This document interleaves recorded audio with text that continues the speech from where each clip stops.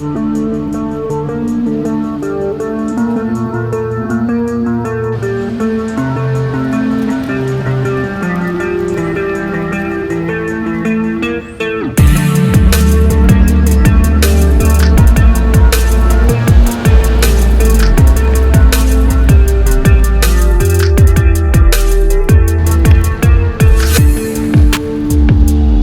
modelnya udah tua, tak lapuk oleh masa.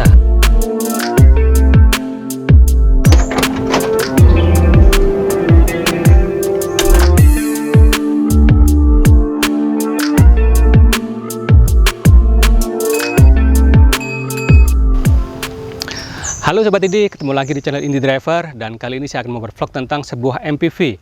Sebenarnya MPV ini sudah tidak dijual lagi di Indonesia, namun anehnya peminatnya ternyata masih banyak dan akibatnya harganya di pasar mobil bekas terus naik. Apa itu? Ini dia. Nah, ini dia mobil yang saya bilang tadi.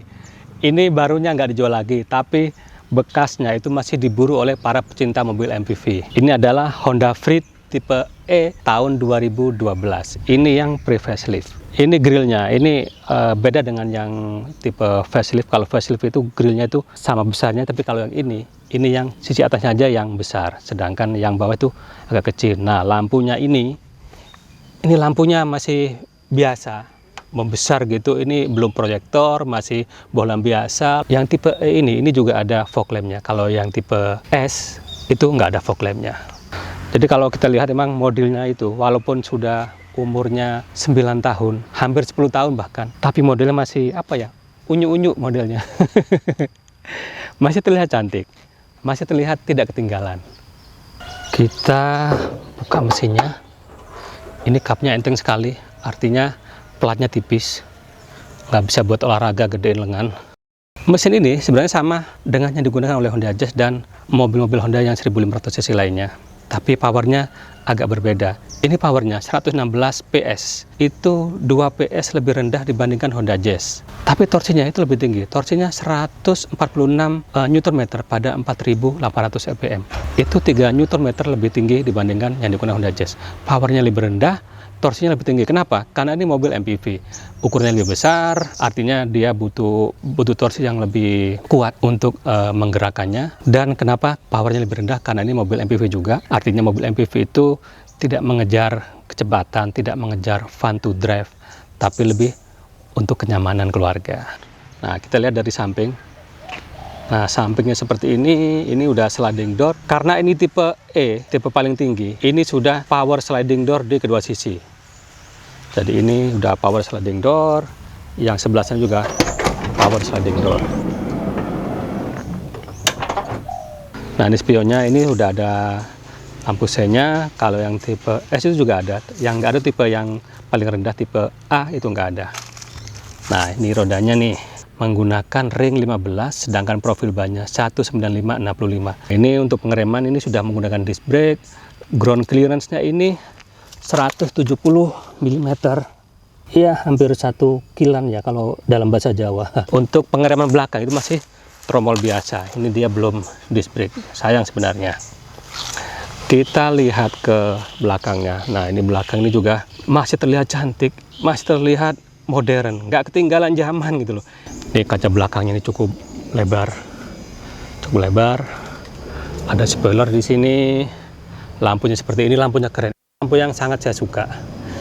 Ini sudah menggunakan LED, tapi untuk lampu sen ini masih bohlam biasa.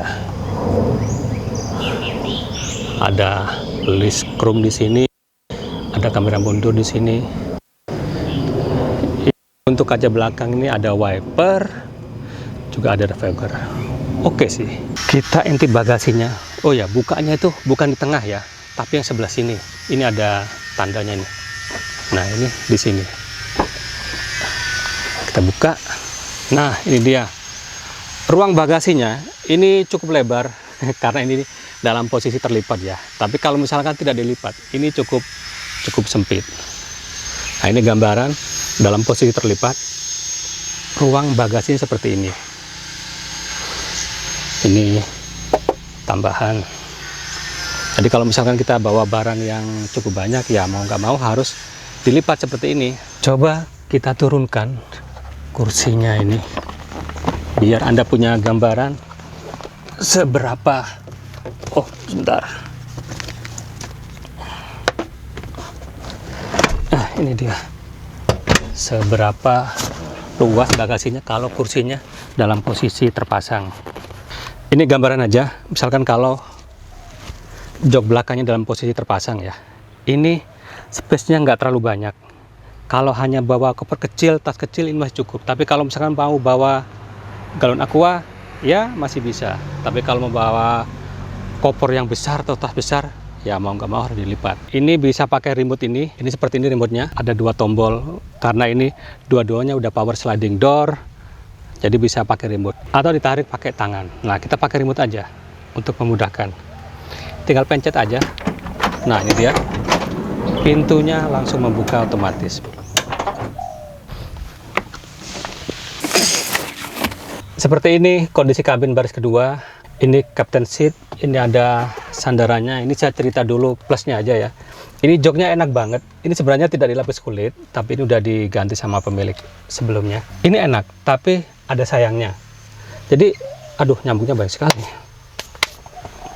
Jadi kalau Anda lihat dari luar, ukuran mobil ini memang tidak terlalu besar, tapi ini 3 baris. Nah, akibatnya adalah ruang kabinnya itu tidak terlalu lega. Ini kalau saya bilang ini cukup sempit. Ini posisi saya ketika mengemudi. Legroomnya itu hanya segini. Ini cukup sempit. Ini sudah mentok. Oh, belum. Ini masih bisa dimundurkan kalau misalkan kurang lega. Nah, ini akan memberikan legroom segini. Ya, sekitar 15 cm lah. Nggak terlalu lega, karena ini posisinya cukup mundur, udah mentok ke belakang. Kalau mentok ke belakang, artinya space untuk ruang di belakang, untuk penumpang di belakang, itu sangat sempit. Untuk headroom, ya Allah, ini nyamuk. Ganggu orang ngevlog aja. Nah, tapi untungnya untuk headroom ini lumayan lega lah. Ini masih ada 20 cm.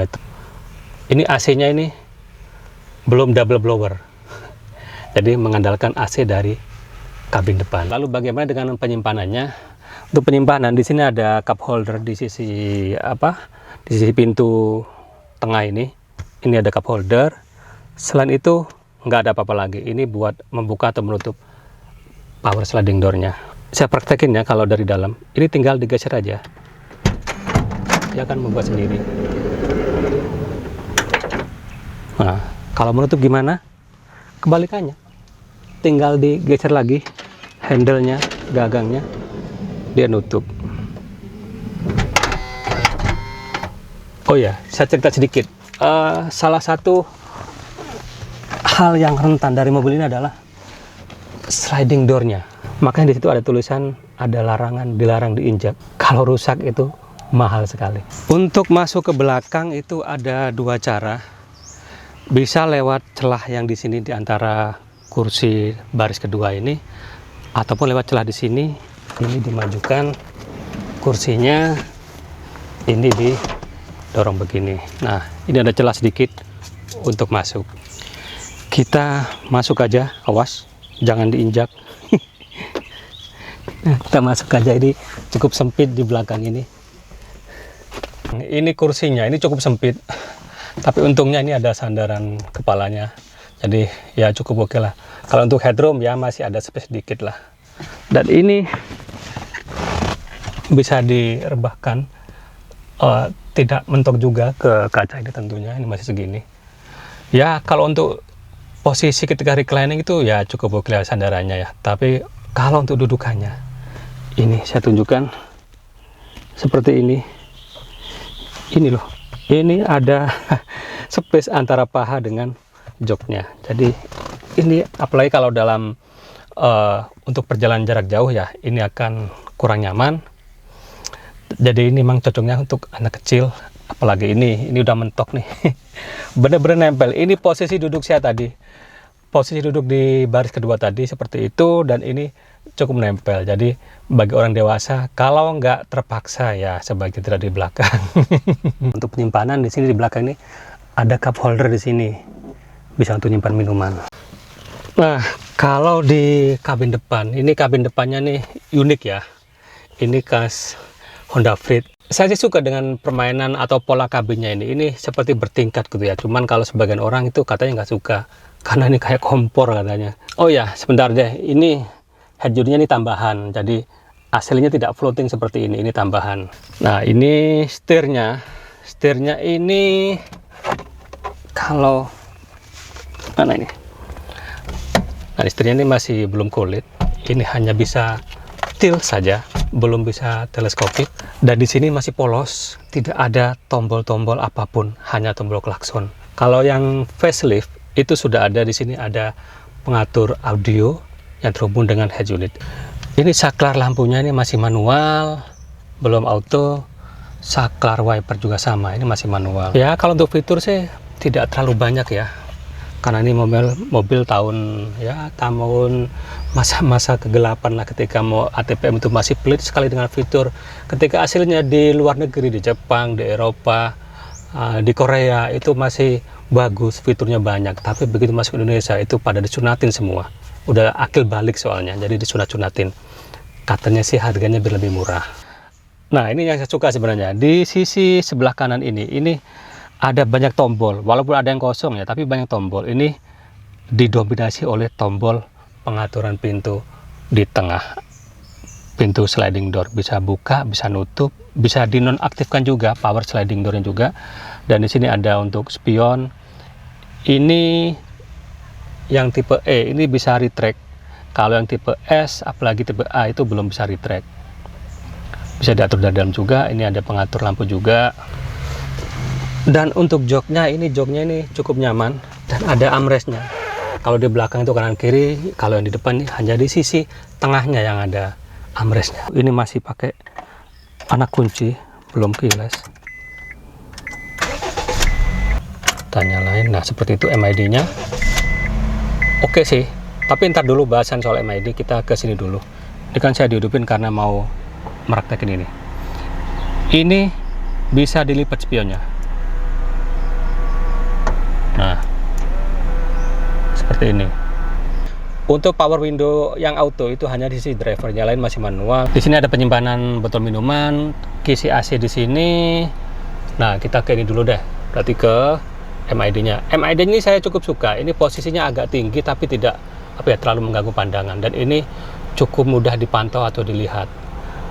Pengaturan menunya dari sini. Nih. Tuh, trip A. Tripnya cuma satu. Ada pemakaian BBM rata-rata atau fuel consumption, ada sisa estimasi bahan bakar.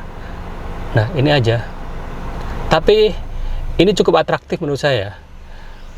Untuk putaran RPM itu atau takometernya itu sebelah sana, seperti itu. Sebelah sini ini indikator BBM, dan di sini ada untuk posisi persneling atau posisi gigi. Nah, ini dia transmisinya. Ini otomatis 5 percepatan. Ini transmisi biasa, konvensional, bukan yang CVT. Sebagian orang itu lebih suka transmisi otomatis daripada CVT. Nah, ini tombol AC-nya. Ini yang membedakan antara tipe E dengan tipe S dan tipe di bawahnya. Kalau tipe E, karena ini varian paling tinggi ya, harganya paling mahal, tentu lebih lengkap. Ini sudah tombol-tombol begini, lebih cantik. Ini sudah auto, ya cukup lengkap lah pengaturannya. Nah, dia yang saya bilang tadi, ini dashboardnya ini sebagian orang suka, sebagian orang tidak suka. Nah, yang saya suka adalah dari bentuknya tadi. Ini keren sekali menurut saya. Ini berlekuk-lekuk, bertingkat-tingkat. Apa ya, seperti berasa di Bali gitu kan, dengan pemandangan sawah yang terasering. Ya kurang lebih beginilah. Ini bertingkat tuh, dari sini, dari armrest, bukan armrest sih, ini dari door trim di sini, ini sandarannya. Ini di bawah, agak naik ke sini, naik lagi di sini naik lagi. Ini oke. Ini agak agak melengkung gitu. Keren sekali menurut saya ini. Keren. Untuk penyimpanan ya, karena ini mobil keluarga tentu cukup banyak. Selain cup holder di sini juga ada tempat penyimpanan kecil. Di bawah juga cukup lebar, tapi nggak cukup untuk cup holder. Bukan untuk cup holder maksudnya. Dan di sini juga ada, di bawah sini tempat penyimpanan juga. Ini juga buat cup holder. Di sini juga bisa menyimpan barang atau koin-koin, kartu tol atau apapun. Sana cup holder. Tempat di sini glove box-nya masih belum soft opening, tapi oke lah, untuk penyimpanan cukup banyak. Kita lihat sun visor-nya, ini sudah ada cerminnya, tapi nggak ada lampunya. Oh, udah diganti nih. Lampu kabinnya diganti sama LED sama pemilik lamanya. Yang sisi driver sama, nggak ada lampunya. Spionnya juga udah diganti. Ini sebenarnya di belakang yang asli ini. Ini day and night view-nya. Ini masih manual, tapi sama pemiliknya ini diganti karena dia pengen mendapatkan sudut pandang yang lebih lebar.